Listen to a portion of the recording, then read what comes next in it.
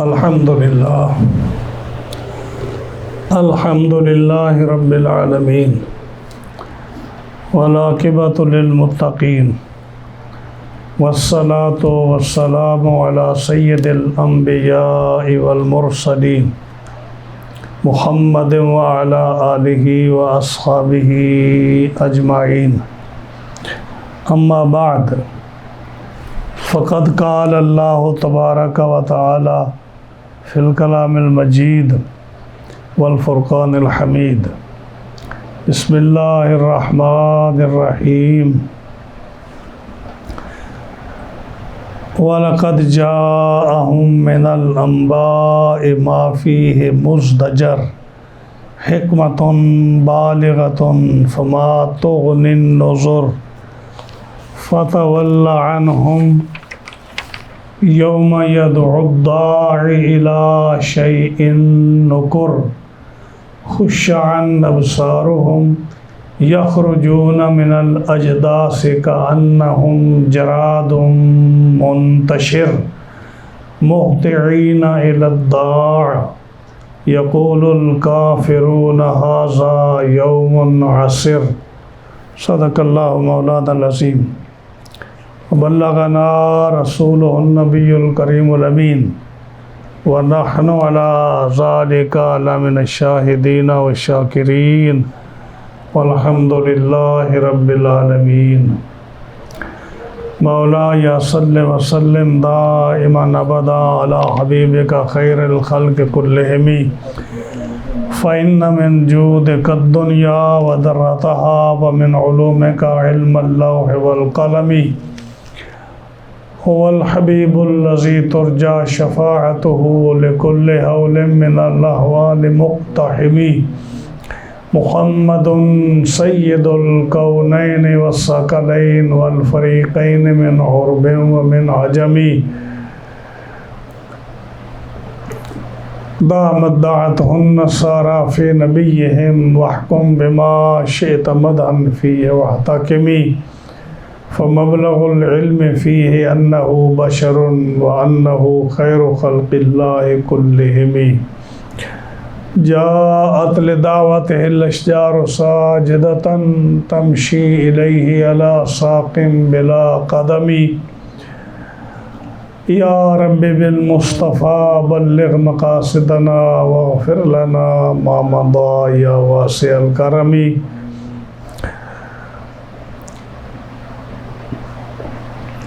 یا رب بالمصطفى بلغ مقاصدنا واغفر لنا ما مضى یا واسع الکرم.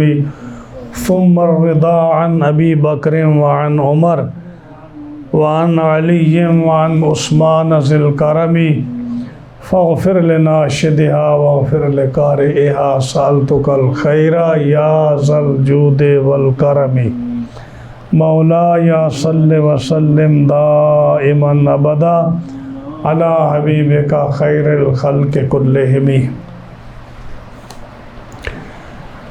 معززین حاضرین و سامعین کرام، قرآن مجید فرقان حمید برہان رشید کے ہفتہ وار درس میں آج ہم نے سورۃ القمر کی 5 آیات کریمہ تلاوت کی ہیں. آیت نمبر 4، 5، 6، 7، 8. انشاءاللہ العزیز ان 5 آیات کریمہ کا ترجمہ اور تفسیر عرض کریں گے. اللہ تعالیٰ کی بارگاہ لم یزل سے یہ دعا ہے کہ رب تعالیٰ حق بیان کرنے کی توفیق عطا فرمائے اور مجھے اور آپ کو اس پر عمل کی توفیق بخشے. یہ سورت جس کا سورۃ القمر جس کا آج دوسرا درس ہے، پہلی 3 آیات میں ہم نے جو ہے پہلی 3 آیات کا درس دیا کہ اقتربت الساعۃ وانشق القمر، پاس آئی قیامت اور 2 ٹکڑے ہوا چاند. وَإِن يَرَوْا آیَةً يُعْرِضُوا وَيَقُولُوا سِحْرٌ مُسْتَمِرٌ. اور اگر دیکھیں کوئی نشانی یہ کفار تو منہ پھیرتے ہیں اور کہتے ہیں یہ تو کھلا جادو ہے جو چلا آ رہا ہے۔ وَكَذَّبُوا وَاتَّبَعُوا أَهْوَاءَهُمْ، انہوں نے جھٹلایا اور اپنی خواہشات کے پیچھے پڑے۔ وَكُلُّ أَمْرٍ مُسْتَقِرٌ، اور ہر کام قرار پا چکا ہے۔ اس کا درس ہو چکا ہے تینوں کا۔ اس میں ایک جملہ جو ہے وَاتَّبَعُوا أَهْوَاءَهُمْ، کہ کافروں نے جو اللہ تعالیٰ کے فرمان کو، قرآن کو اور سرکار کی حدیث کو اور معجزات کو جھٹلایا، تو کیوں جھٹلایا؟ وَاتَّبَعُوا أَهْوَاءَهُمْ، اپنی خواہشات کے پیچھے، نفسانی خواہشات کے پیچھے لگ کر انہوں نے یہ کام کیا۔ یہاں دو لفظ ہیں، ایک ہے ہوا اور ایک ہے خدا۔ یہ بظاہر دونوں لفظ ایک جیسے لگتے ہیں، ہوا اور خدا۔ ہوا کہتے ہیں نفسانی خواہشات کو، دل کے اندر جو چیزیں چھپی ہوتی ہیں اور جس کو شریعت منع کرتی ہے لیکن انسانی خواہشات ان کو چاہتی ہے، اور جس کی وجہ سے انسان ان نفسانی خواہشات کے پیچھے لگ کے ان کے ساتھ محبت کر کے وہ اللہ اور اس کے رسول کی اطاعت چھوڑ جاتا ہے، اس کو ہوا بولتے ہیں۔ اور خدا بولتے ہیں کہ جو اللہ کے رسول صلی اللہ علیہ وسلم اللہ کی طرف سے صحیح راستہ اور ہدایت اور رہنمائی امت کے لے کر آئے ہیں، اور جو آدمی ان کی اتباع کو قبول کرتا ہے، ان کے نقش قدم پر چلتا ہے، اس کو خدا بولتے ہیں۔ تو بظاہر دونوں لفظ قریب قریب ہیں لیکن بڑا فرق ہے۔ ہوا جو ہے وہ شقاوت، بدبختی، گمراہی کی طرف لے جاتا ہے، جہنم کی طرف لے جاتا ہے، اور خدا ہدایت جو ہے یہ سعادت، نیک بختی اور جنت کی طرف لے جاتی ہے۔ تو کفار نے یا کوئی بھی شخص جب گمراہ ہوتا ہے تو گمراہ کیوں ہوتا ہے؟ وہ اپنے دل کی خواہش کو، نفسانی خواہشات کو اور اللہ کے رسول اور اللہ کی ذات پر، وہ ان کے فرمان پر وہ زیادہ اس کو ترجیح دیتا ہے۔ اب کفار کو پتہ تھا کہ یہ قرآن سچا ہے کیونکہ اس کا معارضہ نہ کر سکے، مقابلہ نہ کر سکے۔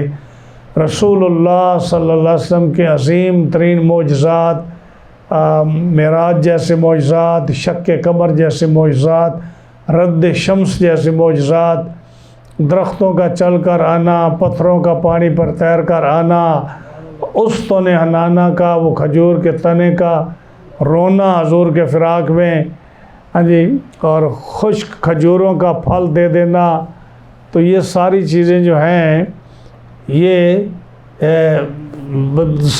صاف بتاتی ہیں کہ اللہ کا رسول صلی اللہ علیہ وسلم اتنے معجزات لے کر آئے ہیں، وہ سچے ہیں۔ لیکن اتنے معجزات دیکھنے کے باوجود انکار کرنا، اس کی وجہ کیا ہے؟ کہ نفسانی خواہشات اس کو اس طرف نہیں جانے دیتی، اور یہ نفسانی خواہشات ایسی بری ہیں کہ یہ اچھے خاصے مومن انسان کو اس کا ایمان چھین لیتی ہیں۔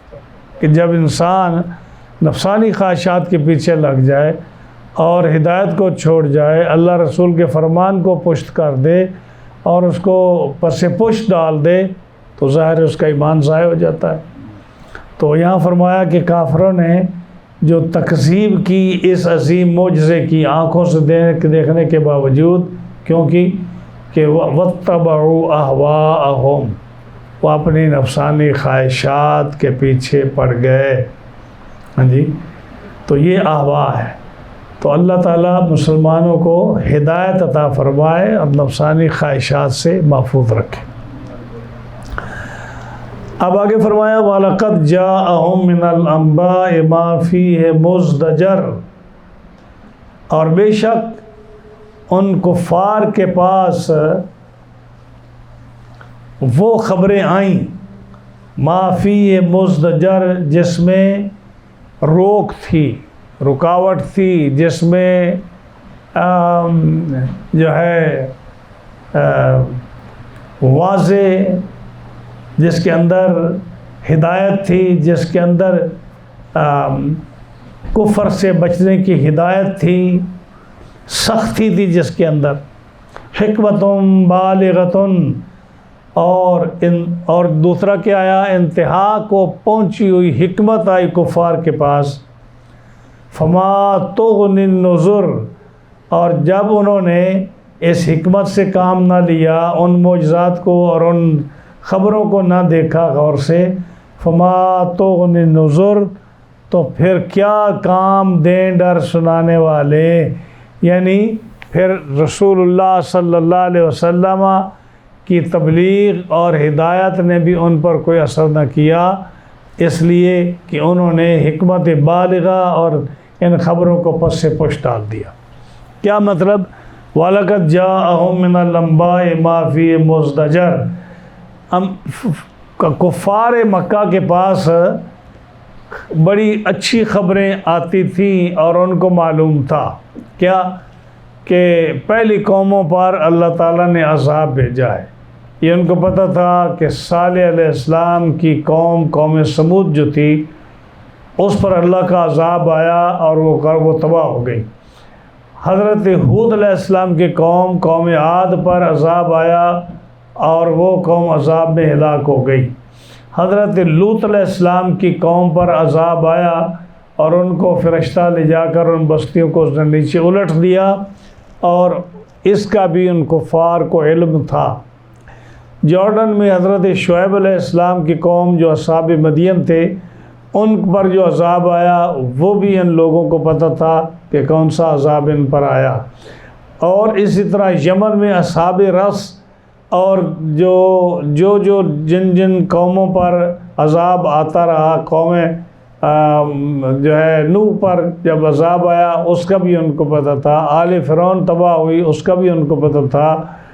تو یہ جو تھی نا کفار قریش مکہ، ان کے پاس خبریں تھیں کہ جب وہ تجارت کے لیے یمن کی طرف جاتے تو ظاہر ہے کہ جب یمن کی طرف جاتے تو قوم عاد کا علاقہ جو تھا، یہ رب الخالی احقاف کا علاقہ، یہ ان کے سامنے آتا، وہاں سے گزر کر جاتے۔ یمن شہر میں جب جاتے تو وہاں اصحاب رس کے حالات ان کو معلوم تھے۔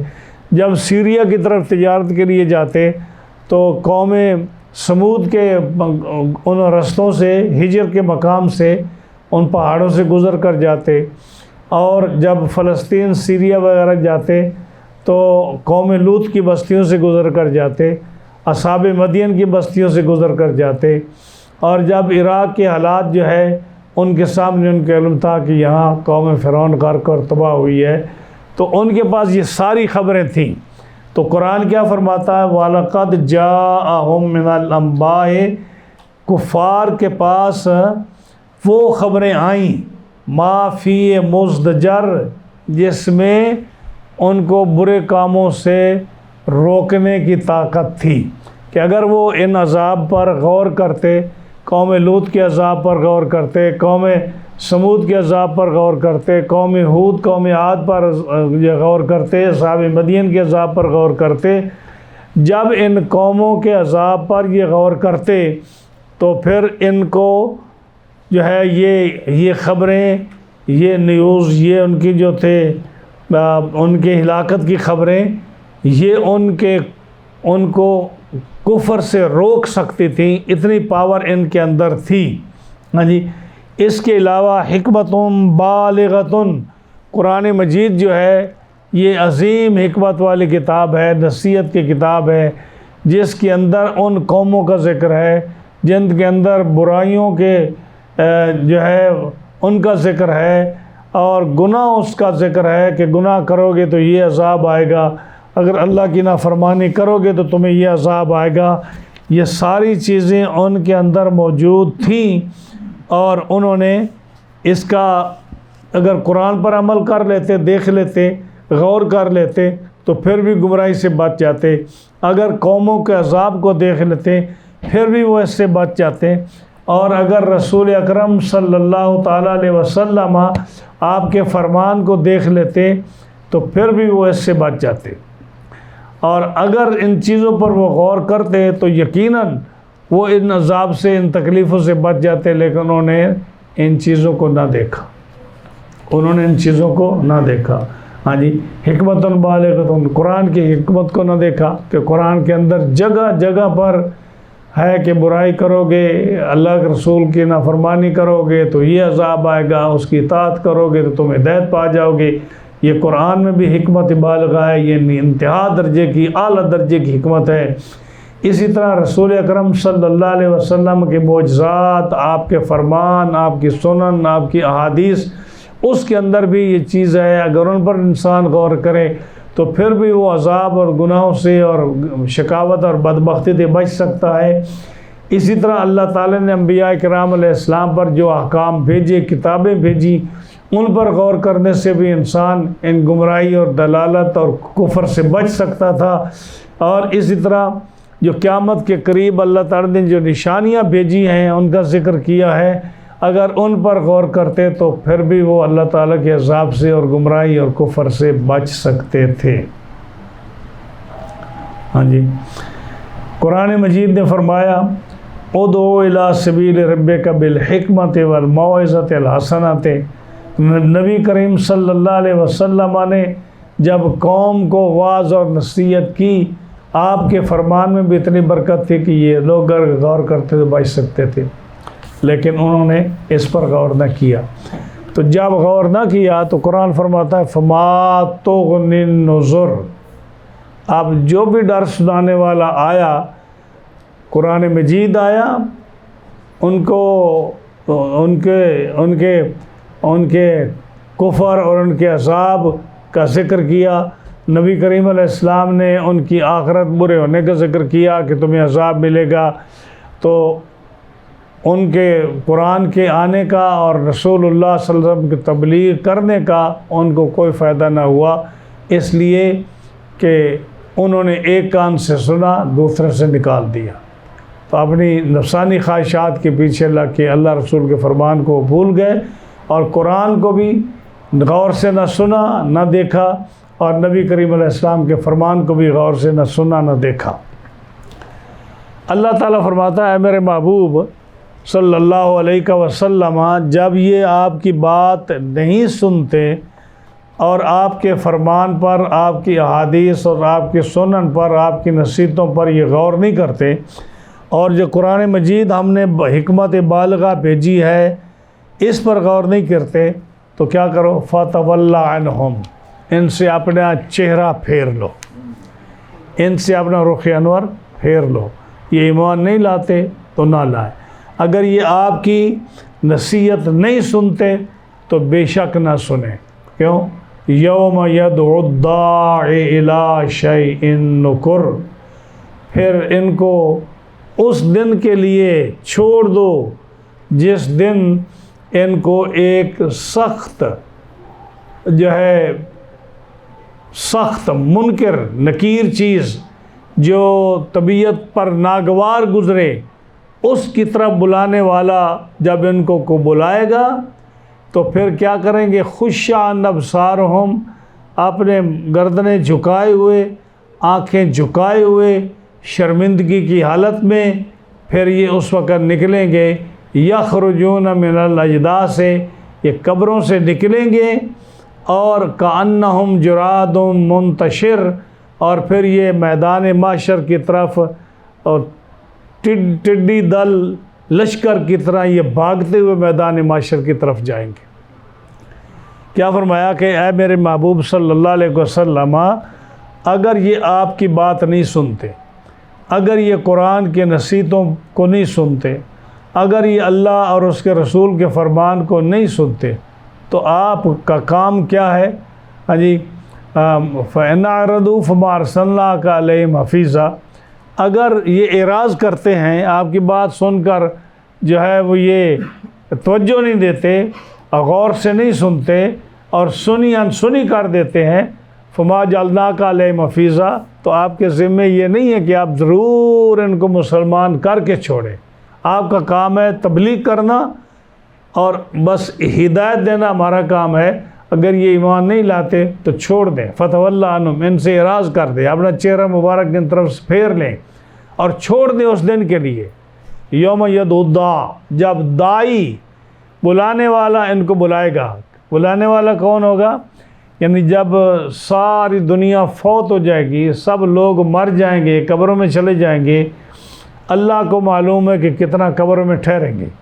جب قیامت کا دن آئے گا تو اللہ تعالیٰ اپنے فرمان کے مطابق اور اپنے پروگرام کے مطابق اسرافیل فرشتے کو حکم دے گا کہ اے اسرافیل، اب وہ سور جو ہے، وہ جو سینگ ہے، اس کو کیا بولتے ہو آپ، اس کو پھونکو۔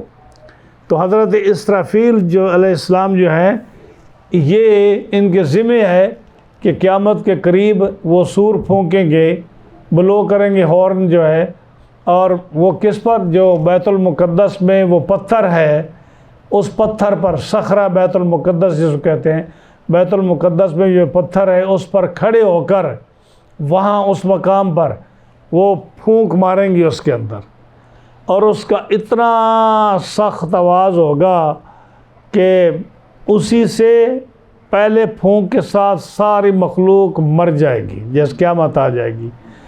پھر کتنے عرصے کے بعد جب دوسرا ان کو حکم ہوگا، پھر صخرہ بیت المقدس پر، اس پتھر پر کھڑے ہو کر دوبارہ پھونک ماریں گے، تو سارے لوگ جو ہیں، سارے مردے اپنی اپنی قبروں سے نکل آئیں گے۔ اور قبروں سے مراد یہ مٹی کی قبریں نہیں ہیں، جہاں کہیں بھی کوئی موجود ہے مرنے کے بعد، اگر اس کو آگ میں جلا کر اس کی راکھ کو ہوا میں اڑا دیا گیا ہے تو ہوا سے اس کی لاش جو ہے زندہ ہو کر وہ میدان محشر کی طرف دوڑے گی۔ اگر کسی کو سمندر میں پھینک دیا گیا ہے اور اس کو مچھلیاں اور جو ہے سمندر کے جانور کھا گئے ہیں، تو ان کے پیٹوں سے وہ آدمی زندہ ہو کر وہ سمندروں سے نکل کر میدان محشر کی طرف دوڑے گا۔ اگر کسی کو جو ہے درندے یا جانور کھا گئے ہیں تو وہ ان کے پیٹوں سے وہ ذرہ ذرہ نکل کر اکٹھا ہو کر وہ اپنی اس قبر سے نکل کر میدان محشر کی طرف آئے گا۔ اگر کسی کو قبر میں دفن کیا گیا ہے تو وہ قبر سے نکل کر، یعنی جہاں کہیں کسی کی موت واقع ہونے کے بعد اس کا جسم گیا ہے وہی اس کی قبر ہے، اور وہیں سے وہ اس دائی حضرت اسرافیل علیہ السلام فرشتے کا اس آواز پھونک جو ہے اس سینگ کے اندر وہ سن کر وہ نکلے گا۔ الی شیء نکر، نکر کہتے ہیں یہ نکیر سے ہے، یعنی جو چیز طبیعت کو اچھی نہ لگے، جو طبیعت کے موافق نہ ہو، اور وہ کون سی ہے؟ یہ قیامت کا دن ہے، کہ قیامت کا دن جو ہے اس کو کون پسند کرتا ہے؟ کافر تو اس کو بالکل پسند نہیں کرتا، کیونکہ ان کو پتہ ہے کہ ہمیں اس سے عذاب ہونا ہے۔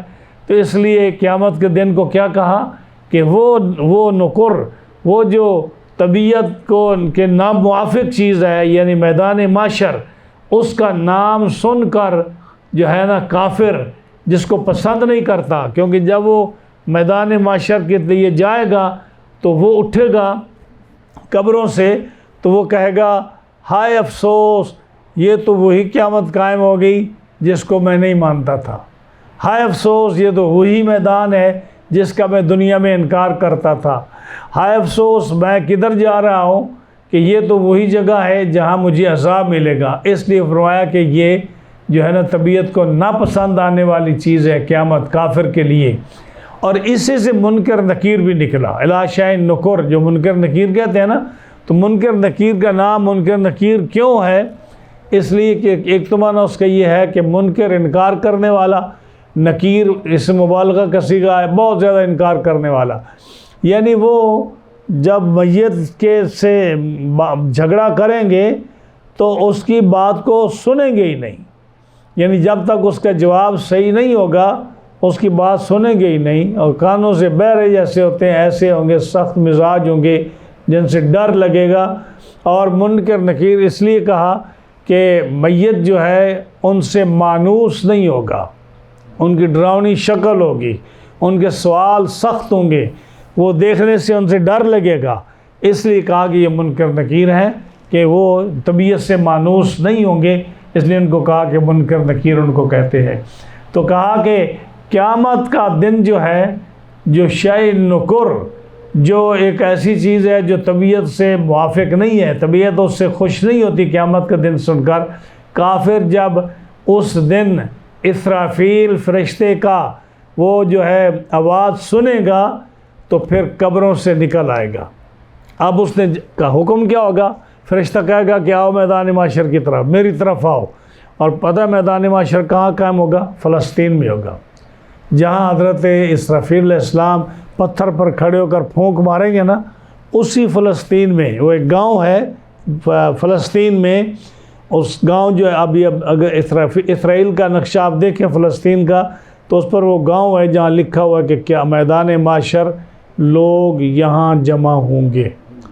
تو بیت المقدس کے پتھر پر جب وہ پھونک مارے گا اور کہے گا سارے لوگ میری طرف آئے، تو یہ چاروں طرف سے پوری دنیا میں، دیکھو نا امریکہ میں لوگ دفن ہیں، برطانیہ میں دفن ہیں، فرانس میں دفن ہیں، ایشیا میں دفن ہیں، رشیا میں دفن ہیں، چائنا میں دفن ہیں، افریقہ میں دفن ہیں، دنیا کے چاروں طرف جو ہے قبروں میں لوگ ہیں، سمندروں میں ہیں، جانوروں کے پیٹوں میں ہیں، ہوا میں ہیں، آگ سے جل کر راکھ ہوئے ہیں۔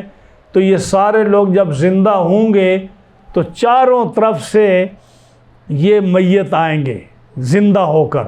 جب زندہ اور آئیں گے تو کیسے آئیں گے؟ اب تو یہ مغرور تھے نا، ہاں جی، فرمایا اس وقت شرمندگی کی وجہ سے، خوف کی وجہ سے، خش عن ابصارہم، آنکھیں نیچی کیے ہوئے ہوں گے۔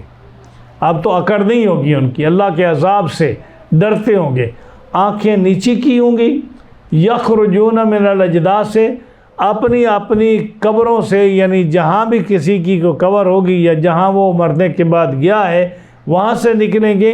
اور کیسے آئیں گے؟ کأنہم جراد منتشر، جیسے ٹڈیاں ہیں پھیلی ہوئی۔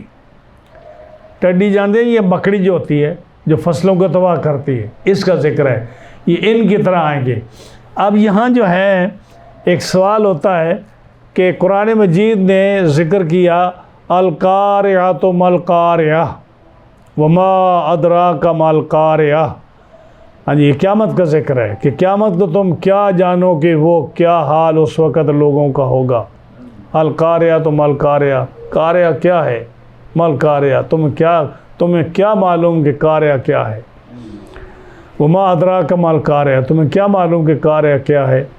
ہاں جی، یوم یکون الناس کالفراش المبثوث، اس دن، قیامت کے دن جب لوگ قبروں سے اٹھیں گے ایسے ہوں گے لوگ، ہاں جی، یوم یکون الناس، دن قیامت کے ہوں گے لوگ ایسے، کانہم کافراش کانہم یوم یکون الناس کالفراش المبثوث، جیسے پروانے اس شمع کے گرد پھیلے ہوتے ہیں۔ یعنی یہ صفت بیان کی قرآن مجید نے کہ قیامت کے دن جب لوگ قبروں سے نکلیں گے تو وہ پروانوں کی طرح، جیسے پروانے بے ہوشی کی حالت میں، نشے کی حالت میں، اپنے آپ سے بے خبری کے عالم میں، اور جو ہے وہ اپنی بے ہوشی کے عالم میں، یعنی وہ شمع پر اتنے مست ہوتے ہیں، شمع پر اتنے عاشق ہوتے ہیں کہ ان کو اپنی موت کا بھی پتہ نہیں ہوتا، ان کو اپنی ڈائریکشن کا بھی پتہ نہیں ہوتا، اور ان کو وہ کہاں گر رہے ہیں، کہاں جا رہے ہیں، ان کو یہ بھی پتہ نہیں ہوتا۔ تو فرمایا قیامت کے دن جب لوگ قبروں سے نکلیں گے، یوم یکون الناس کالفراش المبثوث، وہ پروانوں کی طرح، وہ جیسے وہ شمع پر گرتے ہیں بے ہوشی کی عالم میں، ایسے لوگ سر پھرے اور جو ہے بے ہوشی کی حالت میں، اور جو ہے ان کو لا علمی کی حالت میں اور ڈر کی حالت میں، وہ کبھی ادھر جا رہے ہوں گے، کبھی ادھر جا رہے ہوں گے، کبھی ادھر گر رہے ہوں گے، کبھی ادھر جا رہے ہوں گے۔ ایک تو قرآن مجید نے یہ ذکر کیا، یہاں ذکر کیا کہ جب وہ سور پھونکا جائے گا اور اسرافیل بلائیں گے تو قبروں سے جب لوگ نکلیں گے تو کیسے آئیں گے؟ کأنہم جراد منتشر، جیسے ٹڈی ہے جو پھیلی ہوئی ہے آسمانوں پر۔ اب یہاں فرق یہ ہے کہ پروانے اور ٹڈی میں اور مکڑی میں فرق ہے۔ فرق یہ ہے کہ جو مکڑی ہے اس کا ایک ہدف ہوتا ہے، وہ بے ہوشی کی حالت میں نہیں دوڑتی، اس کا ایک ہدف ہے کہ اس نے جا کر سامنے کھیتی ہے، اس کی طرف اس کا منہ ہے، اس نے کھیتی کو جا کر چٹ کرنا ہے، اس کو صاف کرنا ہے، اس کو کھانا ہے۔ وہ بے ہوشی کی حالت میں نہیں ہوتی، وہ ادھر ادھر نہیں پھرتی، گرتی نہیں ہے، وہ سیدھی اس کھیتی کی طرف اپنی منزل کی طرف جاتی ہے۔ تو فرمایا کہ مردوں کی یہ تعریف ہو رہی ہے کہ جب قبروں سے اٹھیں گے تو وہ جو ہے وہ مکڑی کی طرح ہوں گے، جو نہ بے ہوش ہوں گے اور وہ اپنے منزل اور ہدف کی طرف جائیں گے۔ اور دوسری آیت میں جو فرمایا یوم یکون الناس کالفراش المبثوث، وہاں بھی مثال دی مردوں کو پروانے کی کہ وہ بے ہوش ہوں گے، ان کو ہوش نہیں ہوگا، وہ گر رہے ہوں گے، ڈر سے بے ہوش ہو رہے ہوں گے، ان کو کہیں پتہ نہیں ہوگا کیا ہوگا۔ تو اس کی تفصیل یہ ہے کہ دو قسم کے حالات ہوں گے جب انسان قبر سے نکلے گا۔ قبر سے نکلے گا، جیسے میں نے ایک دفعہ پہلے بھی ذکر کیا تھا کہ وہ 50,000 سال کا دن ہے، 50,000 سال کا ایک دن ہے۔ تو 1,000 سال ہر آدمی جو ہے سر پر گٹھڑی اٹھائے، بے ہوشی کی عالم میں، خوف کی عالم میں اور ڈر کی حالت میں، لا علمی کی حالت میں، وہ کبھی ادھر جائے گا، کبھی ادھر جائے گا، کبھی اس سے پوچھے گا، کبھی اس سے پوچھے گا، اس کو کوئی پتہ نہیں ہوگا کہ ہم نے کدھر جانا۔ 1,000 سال اس کا یہ عالم ہوگا 50,000 سال سے۔ یہ ہے جو فرمایا کہ یوم یکون الناس کالفراش المبثوث، کہ ابتدا میں لوگ پروانوں کی طرح ہوں گے۔ جیسے پروانے کو کوئی پتہ نہیں ہوتا کہ میں کدھر گر رہا ہوں، کدھر جا رہا ہوں، وہ اس جو شمع کے ارد گرد وہ گھومتا ہے، لیکن اس کو پتہ نہیں اپنی انجام کا، اس کو اپنی منزل کا نہیں پتہ، بس وہ لا علمی کے عالم میں اپنے اس شمع کے عشق میں وہ ادھر ادھر دوڑ رہا ہے، اور اس کو کوئی پتہ نہیں کہ میں مر رہا ہوں، میں کدھر جا رہا ہوں۔ یہی حال ہوگا کہ بے ہوشی کے عالم میں 1,000 سال سروں پر گناہوں کا بوجھ اٹھائے لوگ کبھی ادھر جائیں گے، کبھی ادھر جائیں گے، اپنے پسینے میں ڈوبے ہوں گے۔ یہ پہلی حالت ہے جو سورۃ القاریہ نے بیان کی ہے۔ اس کے بعد جب ان کو پتہ چلے گا کہ ہم نے میدان محشر میں جانا ہے اور ایک منزل کا تعین ہو گیا، ایک سمت کا تعین ہو گیا، تو اب یہ قرآن نے فرمایا کہ وہ جب قبروں سے نکلیں گے تو جیسے ٹڈی دل لشکر جو ہوتا ہے وہ جاتا ہے اپنے سمت کی طرف، وہ بھولتا نہیں ہے، جو اس کا ہدف ہے اس کی طرف جاتا ہے اور تیزی کے ساتھ جاتا ہے۔ پھر ہر آدمی میدان محشر کی طرف، اس بلانے والے کی طرف، اسرافیل علیہ السلام جہاں حکم دیں گے ان کے حکم کے مطابق ہر آدمی اپنے گناہوں کا بوجھ اٹھائے میدان محشر کی طرف دوڑے گا۔ اس کو فرمایا کہ یہ مکڑی کی طرح ہے۔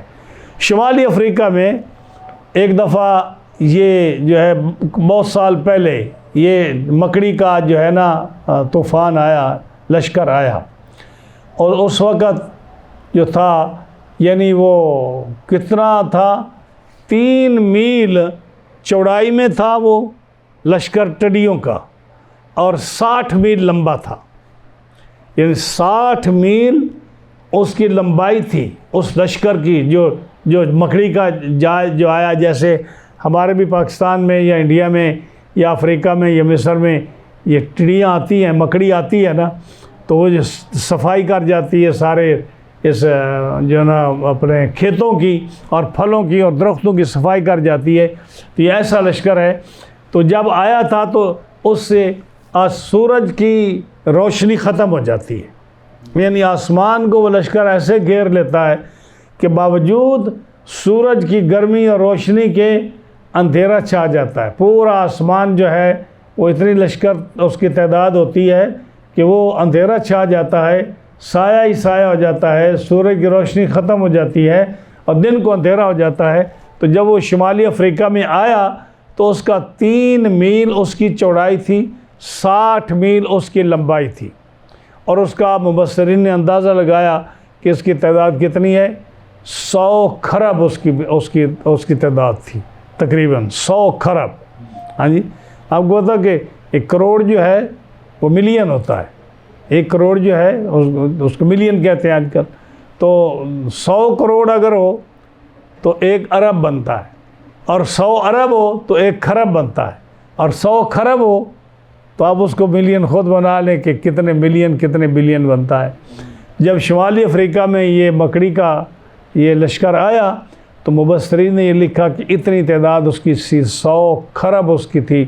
یا اگر آپ اس کو ملین میں بنانا چاہتے ہیں تو 1 کے ساتھ 13 صفریں ملا لیں، 6 صفریں ملیں تو 1 ملین بنتا ہے نا. اب مجھے نہیں معلوم کہ 13 صفریں ملائیں 1 کے ساتھ تو وہ کتنی اس کی تعداد بنتی ہے. یعنی اتنا بڑا لشکر تھا. تو قرآن مجید نے 2 ذکر کیے. ایک ذکر کیا یہ پروانوں کی طرح، یہ ہے حشر کی ابتدائی حالت. اتنا سخت وہ دن ہوگا کہ لوگ پریشان ہوں گے، ان کو پتہ نہیں ہم نے کدھر جانا ہے.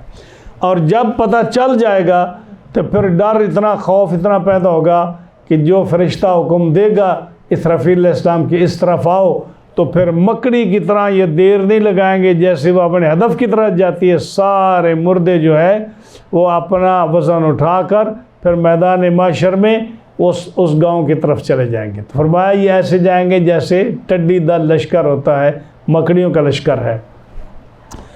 مہطعین الی الداع، جو بلانے والے کی طرف دوڑ کر جائیں گے. مہطعین الی الداع، دائی جو بلانے والا ہے اس کی طرف مہطعین دوڑ کر جائیں گے. ہاں جی، یہ دوسری تعریف ہے اس کی کہ مکڑیاں جیسے دوڑ کر جاتی ہیں وہ پروانوں کی طرح نہیں چلتی. فرمایا پھر وہ اس طرف جائیں گی اور وہ اتنا دن سخت ہوگا کہ کافر جو ہے نا، کافر اس کے لیے وہ دن اتنا سخت ہوگا کہ 40,000 سال کافر اس عذاب میں کھڑا رہے گا، اس کو پتہ نہیں ہوگا میں نے کیا کرنا. 40,000 سال. ہاں جی، اور یہ اس دن کافر جب یہ حالت دیکھیں گے اپنے عذاب کی، اپنی تکلیف کی، تو خود بول پڑیں گے، کہیں گے یقول الکافرون ھذا یوم عسر. وہ بول پڑیں گے، خود کہیں گے کافر کہ یہ آج کا دن ہمارے لیے بہت سخت ہے. آج کا دن کافر کہے گا، ہاں جی، یقول الکافرون ھذا یوم عسر، آج کا دن ہمارے لیے بہت سخت ہے. قرآن مجید ارشاد فرماتا ہے سورہ مدثر کی آیت نمبر 9 اور آیت نمبر 10. اسے میدان معاشر کا، قیامت کا ذکر کرتے ہوئے قرآن کریم فرماتا ہے فَذَلِكَ يَوْمَئِذٍ يَوْمٌ عَسِيرٌ. یہ دن جو ہے قیامت کا، یہ کافروں کے لیے بہت مشکل ہوگا. کافروں کے لیے بہت مشکل ہوگا. علی الکافرین، یہ کافروں کے لیے غیر و یسیر، کافروں کے لیے آسان نہیں ہوگا، کافروں کے لیے بہت مشکل ہوگا. علی الکافرین غیر و یسیر، کافروں پر یہ دن آسان نہیں ہوگا، بڑی مشکل ہوگی کافروں کے لیے. لیکن مومن کے لیے قرآن مجید ارشاد فرماتا ہے وَهُم مِّن فَزَعٍ يَوْمَئِذٍ آمِنُونَ، کہ یہ مومن کے لیے یہ امن کا دن ہوگا. باوجود اس کے کتنا سخت ہے، لیکن مومن کے لیے معاشر کا دن کیا ہوگا؟ امن والا ہوگا، اور کافر کے لیے سخت ہوگا. اب مومن کے لیے کتنا امن والا ہوگا؟ میں آج تفسیر پڑھ رہا تھا، اس میں آیا کہ قیامت کا دن اتنا سخت ہوگا. آپ یہ سنتے رہتے ہیں حدیث پاک کہ انبیاء علیہ السلام بھی نفسی کہیں گے. جب انبیاء علیہ السلام کے پاس امتی جائیں گے اور عرض کریں گے حضور ہماری شفاعت کیجئے، تو آدم علیہ السلام نوح علیہ السلام کی طرف بھیجیں گے، نوح علیہ السلام ابراہیم علیہ السلام کی طرف بھیجیں گے، ابراہیم علیہ السلام حضرت موسیٰ علیہ السلام کی طرف، موسیٰ علیہ السلام عیسیٰ علیہ السلام. گویا کہ انبیاء کہیں گے نفسی اذهبوا الی غیری، آج مجھے چھوڑو دوسرے کی طرف جاؤ. لیکن ہمارے رسول اکرم صلی اللہ علیہ وسلم آپ فرمائیں گے آنا لہا، اے میرے گناہ گار امتی آؤ آؤ، میں آپ کو کہیں نہیں بھیجوں گا، آنا لہا، میں جو ہوں شفاعت کے لیے. اب اس دن جو ہے قرآن مجید میں یہ ہے کہ جو مومن ہوگا وَهُم مِّن فَزَعٍ يَوْمَئِذٍ آمِنُونَ، وہ مومن جس نے شریعت کا خلاف نہیں کیا ہوگا، وہ مومن جس نے شریعت کا خلاف نہیں کیا ہوگا، اور جس کے دل میں کبھی اسلام کے خلاف کوئی بات نہیں بیٹھی ہوگی۔ سن لیجئے، وہ مومن جس نے کبھی ظاہری طور پر شریعت کا خلاف نہیں کیا ہوگا۔ کیا مطلب؟ کہ اللہ کا حکم ہے نماز پڑھو تو نمازیں پڑھتا رہا، اس کا حکم ہے روزے رکھو تو روزے رکھتا رہا، اس کا حکم ہے کہ زکوٰۃ دو تو وہ زکوٰۃ دیتا رہا، اس کا حکم تھا حج کرو تو وہ حج کرتا رہا، اس کا حکم تھا امر بالمعروف نہی عن المنکر۔ گویا کہ اس نے کبھی اللہ کے دین کی اور اللہ کے حکم کی کبھی خلاف ورزی نہیں کی، اور دل میں کبھی اس نے ایسی بری خواہش کا اظہار نہیں کیا، دل میں کبھی اس نے کبھی جو ہے نا شک نہیں لایا دین اسلام کے بارے میں۔ جب قیامت کا دن آئے گا تو نبی کریم علیہ السلام فرماتے ہیں کہ وہ مومن جو ہوگا اس کی ایک اپنی عجیب کیفیت ہوگی کہ اتنے بڑے خوفناک دن میں، اتنے بڑے گھبراہٹ والے دن میں وہ بڑا مطمئن ہوگا، وہ بڑا مطمئن ہوگا۔ جبکہ انبیاء علیہ السلام جو ہے وہ پریشان ہوں گے۔ اب انبیاء علیہ السلام اس لیے پریشان نہیں ہوں گے کہ ان کو اپنا فکر ہوگا، انبیاء علیہ السلام پریشان ہوں گے کہ ہماری امت کا کیا حال ہوگا۔ نبی کریم علیہ السلام کے بارے میں آتا ہے کہ جب آپ کو پتہ چلے گا، حضرت آدم علیہ السلام کہیں گے اے میرے محبوب، آپ کے ایک امتی کو فرشتے جہنم کی طرف لے جا رہے ہیں، تو آپ پریشان عالم میں دوڑ کر اس کے پیچھے جائیں گے اور اس کو واپس لائیں گے۔ تو انبیاء علیہ السلام کو جو فکر ہوگا تو اپنا فکر نہیں ہوگا۔ اللہ نے ان کی طبیعت ایسی بنائی ہے کہ وہ اپنے امتیوں کے بارے میں بڑے متفکر ہوں گے، اپنے امتیوں کے بارے میں ان کو بڑا فکر ہوگا کہ میری امتی کا کیا حال ہے، میری امتی بچ جائیں، میری امتی دوزخ سے بچ جائیں، میری امتی جنت میں چلے جائیں۔ ہر نبی اپنے امتی کا اتنا فکر کرے گا، لیکن اس دن اگر امن میں ہوگا اور بالکل مطمئن ہوگا تو کون ہوگا؟ وہ مومن ہوگا جس نے کبھی شریعت کا خلاف نہیں کیا، اور وہ مومن مطمئن ہوگا جس کے دل میں کبھی کسی قسم کا اسلام کے بارے میں، دین کے بارے میں، قرآن کے بارے میں، انبیاء رسول اللہ کے بارے میں کبھی کوئی شک نہیں گزرا ہوگا۔ یہ شان ہے، یہی فرمایا نا، الا ان اولیاء اللہ لا خوف علیہم ولا هم یحزنون، کہ اللہ کے وہ بندے نا جی جو اللہ کے دوست ہیں، ان کو قیامت کے دن اتنے برے حالات میں، اتنی گھبراہٹ والے دن میں، اتنے عذاب والے دن میں، لا خوف علیہم ولا هم یحزنون، ان کو نہ کسی قسم کا خوف ہوگا اور نہ کسی قسم کا حزن ہوگا۔ تو یہ کون لوگ ہیں؟ یہ شریعت پر عمل کرتے ہیں۔ تو اتنا آسان نہیں ہے کہ قیامت کے دن جو ہے آدمی مطمئن ہو کر بیٹھ رہے کہ جی مجھے فکر والی بات ہی نہیں ہے۔ فکر والی بات کیوں نہیں ہے؟ اگر تم ایسے ہو کہ دل میں اللہ رسول کی محبت ہر وقت ہو، دین اسلام پر عقیدہ مضبوط ہو، ایمان متزلزل نہ ہو، متذبذب نہ ہو، ایمان میں کسی قسم کی ہچکچاہٹ نہ ہو، ایمان پختہ ہو، مطمئن ہو، دل مطمئن ہو، اور شریعت پر آپ عمل کرتے رہیں، نمازیں پڑھیں، قضا نہ کریں، روزے رکھیں، حج کریں، احکام بجا لائیں، اگر آپ کی یہ حالت ہوگی تو اللہ فرماتا ہے قیامت کے دن وہ مومن جو ہوگا وہ بڑا مطمئن ہوگا، اس کو کسی قسم کا فکر نہیں ہوگا۔ تو فرمایا کہ یہ دن جو ہے نا مومن کے لیے بڑا آرام دہ ہوگا اور کافر کے لیے بڑا سخت ہوگا، ان کے لیے بڑی مشکل ہوگی۔ جب اسرافیل علیہ السلام وہ پھونکیں گے نا، سور میں اندر پھونک ماریں گے، تو اس کے بعد وہ یہ کہیں گے ایتھا العظام العالیہ واللحوم المتمرقہ والشعور المتفرقہ ان اللہ یامرکن ان تجتمعن لفصل القضاء۔ یہ فرشتہ کہے گا او پرانی ہڈیوں، قبروں میں ہڈیاں کتنی پرانی ہو جائیں گی، تو وہ یہ آواز دے گا او ایتھا العظام العالیہ، او پرانی ہڈیوں، واللحوم المتفرقہ، اور بکھرے ہوئے گوشت یا پھٹے ہوئے چمڑے والوں، کہ اس انسان کا جسم کتنا پرانا ہو چکا ہوگا، سب کچھ گل چکا ہوگا۔ وشعور المتفرقہ، اور متفرق اور بکھرے ہوئے بالوں والوں کہ بال کہیں ہوں گے اور چمڑا کہیں ہوگا، گوشت مٹی ہو چکا ہوگا، ہڈیاں بھر گئی ہوں گی۔ ہاں جی، ان تین آوازوں کے ساتھ کیا کہے گا؟